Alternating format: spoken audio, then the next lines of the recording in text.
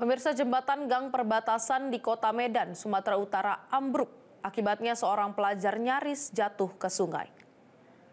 Kejadian yang terekam dalam sebuah video amatir milik warga yang beredar di media sosial, terlihat kondisi jembatan terlihat rusak parah, bahkan tiang-tiang dan lantai jembatan sudah miring dan menunggu amblas ke bawah.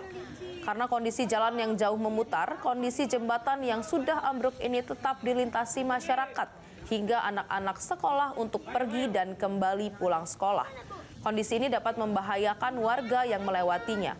Hingga saat ini jembatan belum diperbaiki. Warga berharap pemerintah secepatnya merespon kondisi tersebut sebelum jatuh korban.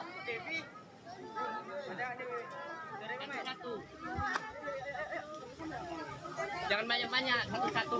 Abang kok kemari? Videokan dulu. Jelajahi cara baru mendapatkan informasi. Download Metro TV Extend sekarang.